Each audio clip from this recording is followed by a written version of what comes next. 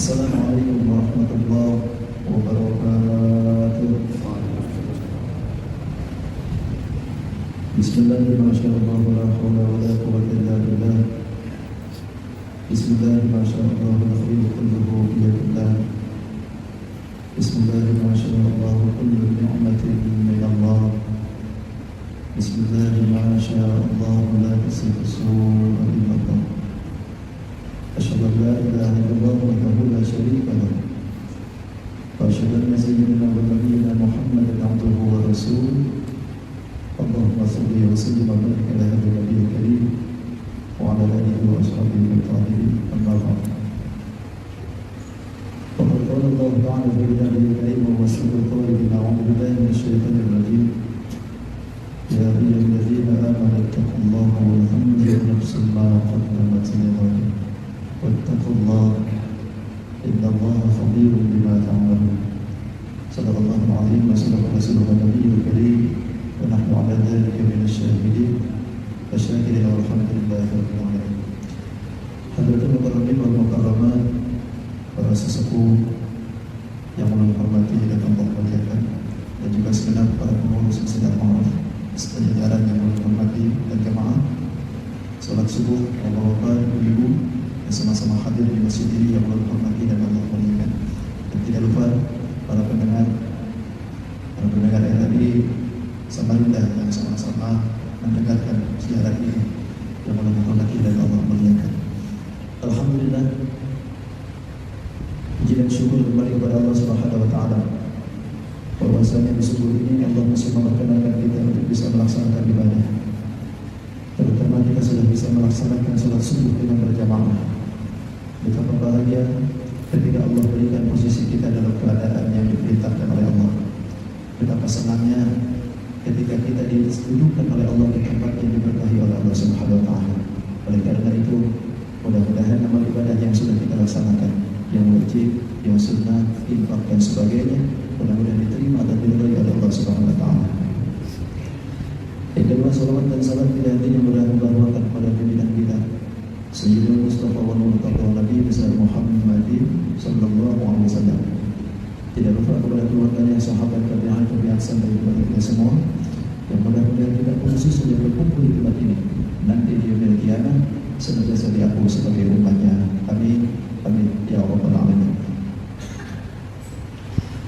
Hadirin wa hadirat rahimahullah, alhamdulillah kita masih berada di bulan Muharram. Allah masih memperkenankan kita untuk kembali Allah berikan usia panjang kita. Tidak terasa hari demi hari, minggu demi minggu, disusul dengan bulan demi bulan, bahkan tahun demi tahun, Allah ganti setiap saat. Ini menunjukkan akan kebesaran Allah Subhanahu wa taala. Oleh karena inilah kita selalu diingatkan oleh Allah akan masalah waktu. Karena perputaran waktu yang diberikan oleh Allah Subhanahu wa taala tidak akan kembali. Waktu yang sekarang kita laksanakan ini, yang kita bina ini, duduk di tempat ini, tidak akan sama dengan waktu yang akan datang. Memang Jumat sama dengan Jumat yang kemarin, namanya sama, jamnya mungkin sama, tapi apa yang kita lakukan Jumat kemarin dengan Jumat yang sekarang, bahkan Jumat yang akan datang, tentu tidak akan bisa sama. Makanya pada hakikatnya setiap saat itu dijadikan oleh Allah Subhanahu wa taala untuk kesempatan. Bahkan para ulama di dalam riwayat Al-Siyah mengatakan salah satu bentuk daripada orang yang akan diberikan kemuliaan oleh Allah, salah satunya adalah hifdzul awqat, menjaga waktu. Kenapa? Sebab waktu ini tidak akan kembali. Waktu yang diberikan oleh Allah itu cuma sekali. Hidup kita sekali di dunia itu. Dunia ya, kalau hidupnya nanti 2 kali. Maka ketika kita ini diberikan kesempatan hidup di alam dunia, maka inilah kesempatan kita untuk mengambil itu. Makanya ketika kita singgah di dunia, diibaratkan ilustrasinya seperti kita naik perahu besar. Naik perahu besar, lalu kemudian kata nahkoda, wahai para penumpang, sebentar lagi kita ini akan mendarat di satu pulau. Ketika nanti kalian sudah mendarat di satu pulau, silakan kalian turun semua, lalu ambil bekal masing-masing. Begitu sudah sampai ke pulau, diturunkan penumpang semua. Tapi sebelum turun mereka dikasih tahu, kata nahkoda, nanti jam sekian harus cepat-cepat balik. Karena ini kapal mau cepat berangkat.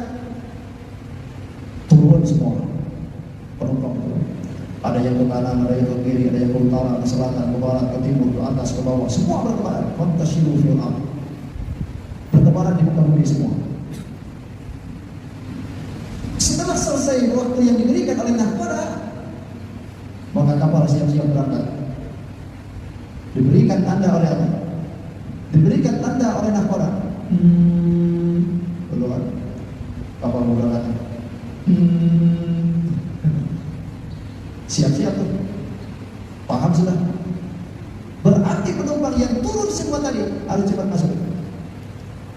Ketika orang ini sudah masuk ke dalam kapal, ketika waktu di dalam pulau tadi, apa yang terjadi?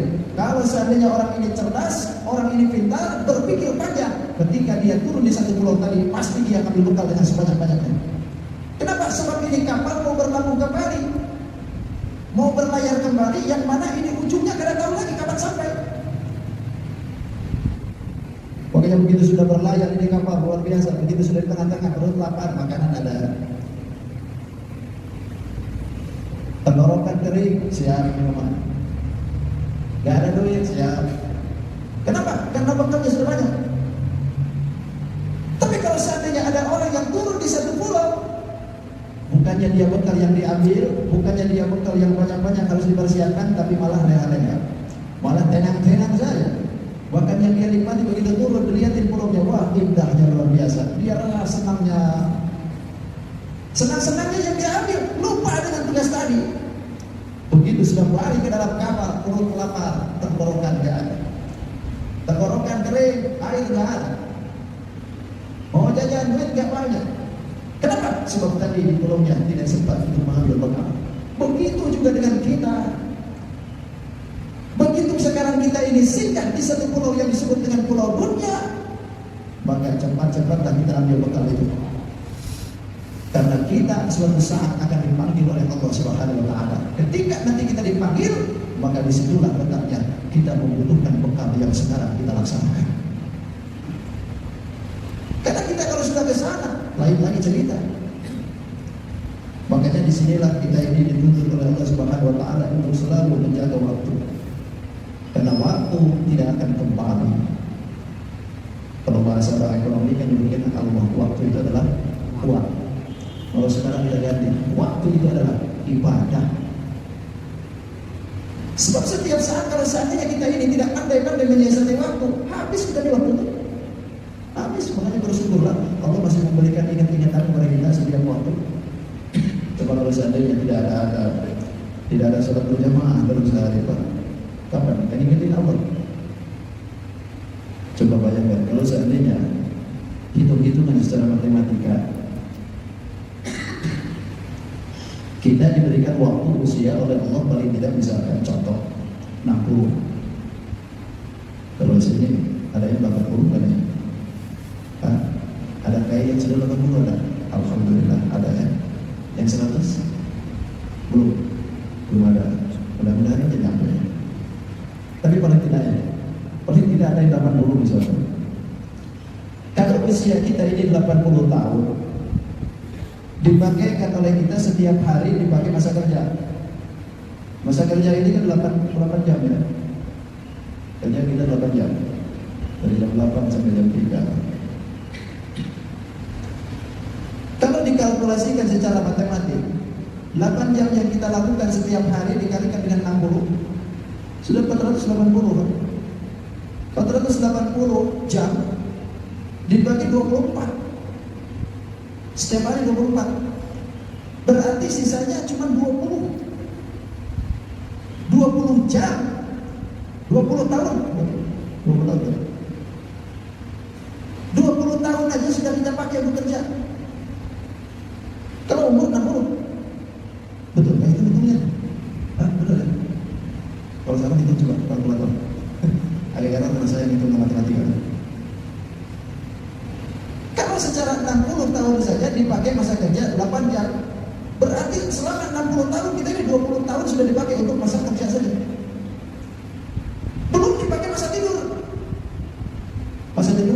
waktu juga 8 jam kan? Imam Al-Ghazali itu setiap waktu, setiap hari itu bagi 3. 3 untuk kerja, 3 untuk ibadah, sepertiganya untuk istirahat. Itu 8, 24. Ketika waktu tidur kita umur 60, dipakaikan setiap malam kita pakai untuk tidur, berarti 8 jam pun juga sama. Kita ini 20 tahun tidur aja. Sudah 40 tahun kita pakai itu. Tinggal 20 tahun lagi. 20 tahun lagi ini ambillah masa kecil dengan masa balik. Dari mulai 0 tahun sampai 15 tahun berarti ibaratnya tidak dihitung. Tinggal 5 tahun. 5 tahun oleh kita dipakai untuk apa? Kalau seandainya dalam jangka 5 tahun saja kita pakai setengah jam untuk makan setiap waktu, setiap hari 2 kali setengah jam, kalikan dengan 5 tahun, habis sudah. Pakai makan aja. Makanya kalau seandainya dikalkulasikan umur kita 60 tahun, secara matematik kita ini sedikit waktu itu. Makanya kenapa baginda Rasul menganjurkan kepada kita setiap waktu yang dibagikan oleh Allah Subhanahu wa taala dinilai di masa kita ini kerja ataupun apa yang kita lakukan niatin dengan niatan ibadah. Kenapa? Sebab kalau seandainya kita terus-terusan ibadah, habis waktu itu, enggak ada masa kerja. Bayangkan cuma sisa 1,5 tahun saja kan di sisanya. Masa kerja 20, masa tidur 20, masa kanak-kanak 15. Tinggal 5 tahun dipakai apa? Kalau saya umur saya panjang, iya, kalau semuanya panjang. Buktinya nggak semuanya panjang loh. Apalagi umurnya umat baginda Nabi itu kan. Kata Nabi, kullu syai'in hasadun wa hasadu ummati baina sittin wa sab'in. Setiap perkara itu ada panennya, dan panennya umat itu baina sittin, antara 60 wa sab'in dan 70. Berarti ketika usia 60-70 harus panen kita nih. Panen apa? Panen amal. Panen amal. Jangan sampai usia 60 panen maksiat. Sudah 60-70 masih aja di gardu pos roda main gaplek. Ini waktu mau dikuanain. Makanya niatin kita nanti ibadah. Setiap perkara yang kita pandang pun niatin ibadah. Ketika segala sesuatu hal yang kita lihat, lihatin yang kebaikannya. Kenapa? Sebab ini waktu tidak akan lama. Bahkan baginda Nabi sering mengajarkan kepada kita, bahkan memberikan contoh. Contoh Nabi, seandainya orang itu bagian daripada durhaka awalnya, tapi ketika dia itu pada akhirnya bisa ibadah, pandangnya ibadahnya. Suatu saat Jibril pernah datang ke baginda Rasul. Kata Jibril, ya Rasulullah, asalnya di Umar. Coba demikian ini sifati untukku, beritahukan untukku kebaikan-kebaikan Sayyidina Umar. Lalu kata Nabi, "Lau kanatil biharu midadan wasyajaru aqlaman lama hasaltuha." Kalau seandainya aku jadikan air laut itu sebagai tinta, bahkan pohon-pohon yang di dunia ini sebagai kalamnya, lama hasaltuha, aku tidak akan bisa meringkas kebaikan umat. Kalau air laut saya jadikan tinta, pohon-pohon yang ada di muka bumi ini saya jadikan untuk kalamnya, untuk mensifati kebaikan Sayyidina Umar, lama hasaltuha, aku tidak akan bisa meringkas, kata Rasulullah. Padahal kita tahu Sayyidina Umar ini awalnya apa? Garamnya bukan main kan? Baginda Rasulullah mau dipotong. Tapi ketika dia masuk muslim, baginda Rasul lihat jembatan Sayyidina Umar, seolah-olah tidak ada celah sedikit pun. Tapi kalau ditanya kadang-kadang dari mulai anak sudah muslim sampai gede sudah muslim, begitu ada salahnya doang aja gitu seperti itu. Padahal yang dilihat oleh kita itu kebaikannya orang. Jangan hanya pandai kita melihat seseorang itu dengan kejelekan saja. Memang lidah itu tidak bertulang ya. Lidah itu tidak bertulang. Makanya ketika saking tidak bertulangnya, ketika ada orang yang salah, itu biasanya yang dilancar itu ya salahnya itu yang diungkapkan. Tapi ketika ada benarnya, kadang-kadang sulit. Makanya kata Buya Yahya mengatakan ketika ada orang itu yang paling bagus itu bisa memuji orang. Kalau lidahnya sudah bisa memuji orang, berarti lidahnya bagus. Yang susah itu kan muji ya. Kalau nyaci mati orang itu gampang. Dari pagi sampai zuhur ngomongin orang, oh, pasti luar biasa lancarnya sudah. Tapi kalau lidah itu sudah dibawa ke ranah yang baik-baik, dari pagi sampai zuhur ngomongin ilmu, mendadak takut. Takut kan? Ini baginda Rasul memberikan isyarat, memberikan suatu pemahaman bagi kita bahwasanya sejelek apapun dia pada awalnya, tapi ketika dia di hadapan kita menjadi orang yang baik, maka pandanglah kebaikan itu. Bahkan kata baginda Rasul, Jibril pun nanya lagi, ya Rasulullah, coba sifati Sayyidina Abu Bakar kayak apa kebaikannya? Kata baginda Rasul, kalau seandainya Sayyidina Abu Bakar sudah seperti itu, apalagi Sayyidina Abu Bakar, wa umaru hasanatun min hasanati Abu Bakar. Kebaikannya umat itu bagian daripada kebaikan Sayyidina Abu Bakar. Berarti paham kan? Sayyidina Umar saja kebaikannya sudah sedemikian hebat, sedangkan sekarang kebaikan Sayyidina Umar itu kebaikannya bagian daripada kebaikan Abu Bakar. Berarti kebaikan Abu Bakar lebih daripada apa? Tidak bisa disifati lagi. Hebat, luar biasa. Makanya ketika Sayyidah Aisyah pernah kepada baginda Rasul mengatakan, ya Rasulullah, itu bintang hebatnya luar biasa. Ya. Itu bintang itu seperti kebaikannya Sayyidina Umar. Oh, maka hebat luar biasa. Tapi ketika Sayyidah Aisyah ini nangis, kenapa dia nangis?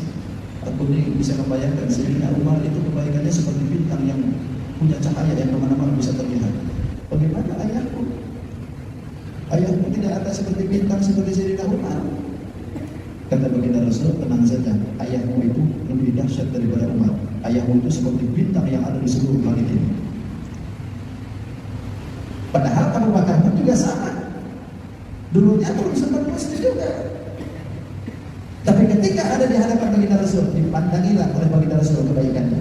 Itulah yang harusnya kita terjadi. Jangan hanya kita ini bisa memandaikan, melihat seseorang itu dari sisi buruknya. Kata waktu yang kita pergunakan nanti akan sia-sia. Kita pikirin orang terus, kita pikirin seseorang dalam segi kejelekannya terus. Sedangkan kita, waktu kita habis, kita sendiri pun tidak bisa melihat akan keaiban kita. Betul. Jadikan ini waktu sesuatu yang berharga bagi kita. Bahkan Allah pun sering mengatakan di dalam Al-Quran, memberikan wanti-wanti kepada kita supaya ingat-ingat akan masalah waktu. Wal fajr, demi waktu fajar. Wal lail, demi waktu malam. Wal asr, demi waktu asar. Wal duha, demi waktu duha. Ini semua mengutarakan masalah waktu. Untuk apa? Allah memberikan wanti-wanti kepada kita supaya pandai-pandai mensiasati waktu. Makanya ulama memberikan salah satu kaifiat cara untuk menjadikan kita mulia di hadapan Allah adalah salah satunya hifdzul waktu.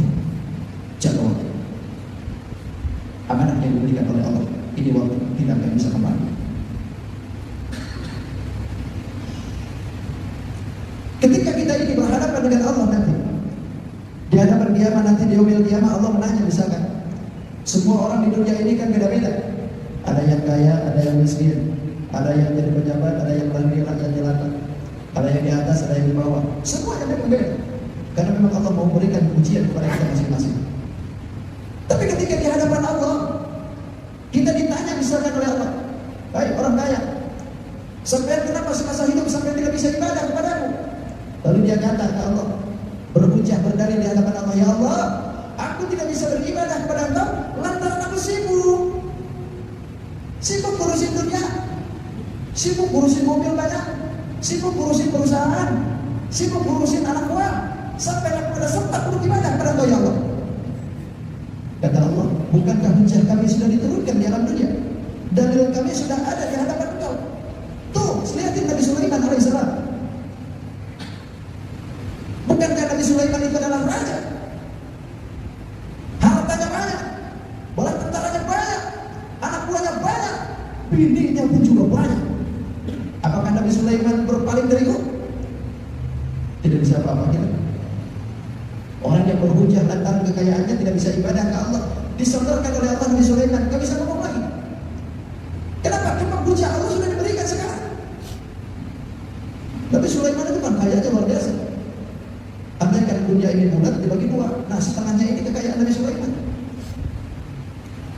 Kerajaan Nabi Sulaiman itu besarnya minta ampun.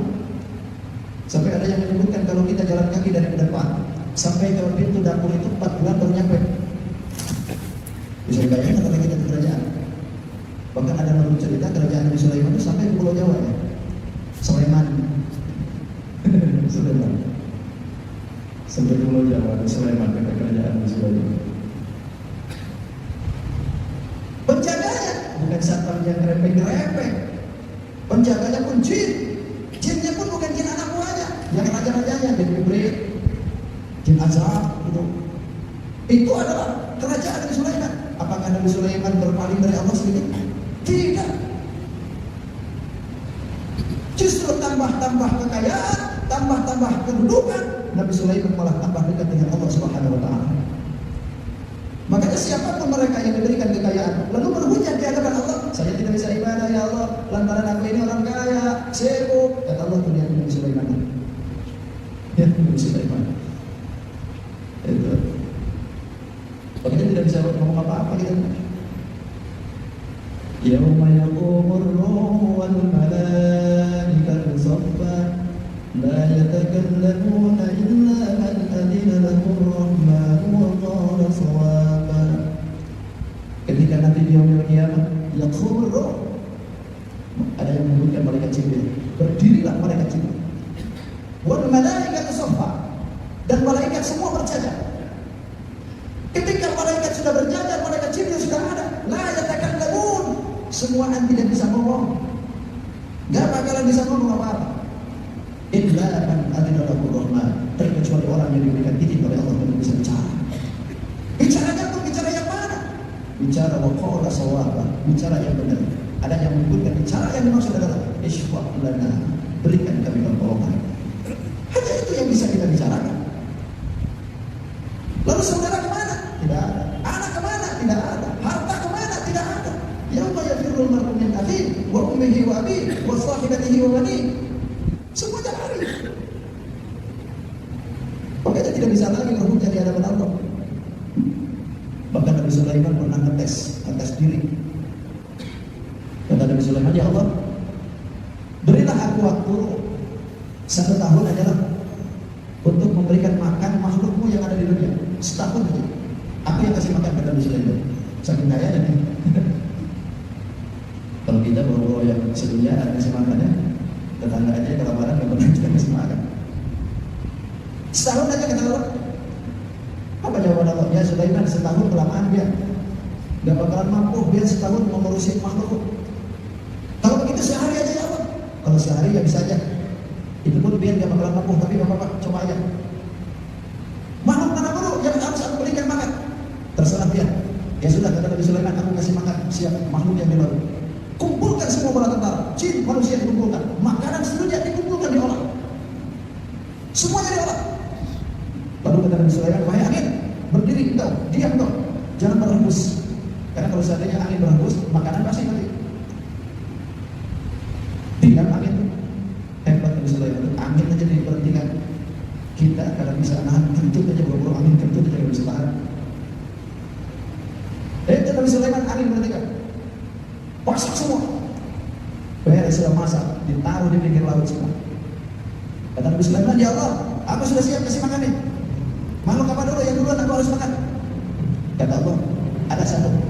Itu aja yang paling gede dulu. Wahai makhluk yang di laut, kata Allah, hari ini rezekimu ada di Sulaiman. Siap-siap kalian makan dari Sulaiman. Hai kau yang paling besar, engkau duluan makan tuh. Doa yang paling gede. Masuk begitu sudah masuk ke darat, langsung disambangi makanan. 40 hari Nabi Sulaiman masak, ternyata dilalap habis dengan 1 ikan saja. Itu pun ikan berkata, ya Sulaiman, bisakah ikan ini mengenyangkan aku? 40 hari Nabi Sulaiman mengumpulkan masakan seluruh dunia dimasak oleh Nabi Sulaiman, malah minta tambah. Itu ikan belum kenyang, belum yang lain. Kata Nabi Sulaiman, ya Allah, ini baru atu aja nggak bisa saya kasih makan, apalagi yang lainnya nanti. Sujud Nabi Sulaiman, minta maaf, minta ampun. Lantaran apa? Tidak akan puasa, tidak akan mampu. Itu Ini seorang raja diberikan kehebatan yang luar biasa, sedikit pun tidak pernah melenceng dari aturan Allah. Apalagi misalkan nanti orangnya ini kebalikan dari orang kaya. Kata Allah, biar. Kenapa biar karena bisa ibadah kepada kami sewaktu hidup? Kata orang miskin, ya Allah, aku ini miskin. Aku ini kada punya apa-apa. Di dunia sibuk mencari rezeki. Karena aku orang miskin, sampai aku tidak bisa ibadah. Ditunjuk oleh Allah. Engkau tidak pernah dengar kisah Nabi Isa alaihissalam? Nabi Isa punya apa? Nabi Isa tidak punya apa-apa. Rumah tidak punya. Gedung bertingkat, apalagi sawah, borok-borok. Tapi tidak punya. Yang beliau punya hanya baju yang dipakai, sisir satu, cermin satu. Itu aja yang dia punya. Ini aja kada punya.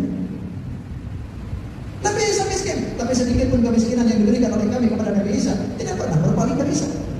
Ikan ini semiskin-miskinnya ikan masih punya apa? Tuh rumah walaupun kontrak masih punya.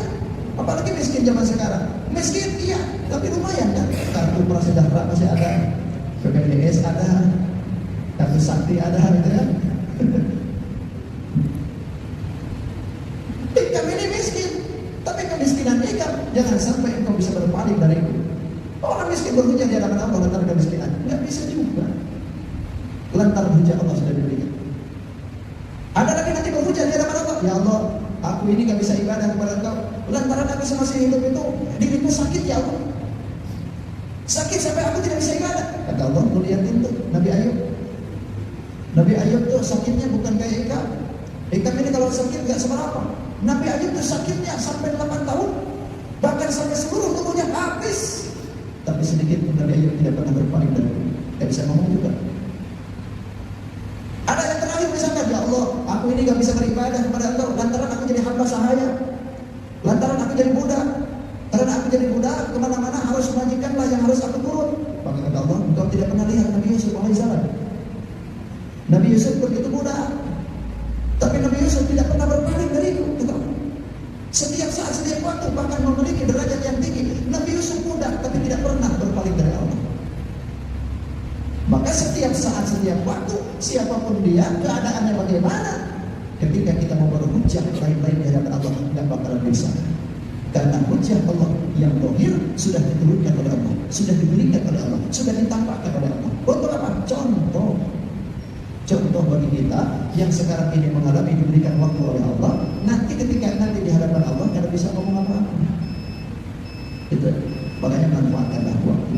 Manfaatkan waktu yang diberikan oleh Allah kepada kita, sehingga apa yang telah diberikan oleh Allah ini tidak terlalu begitu saja. Karena waktu tidak akan kembali.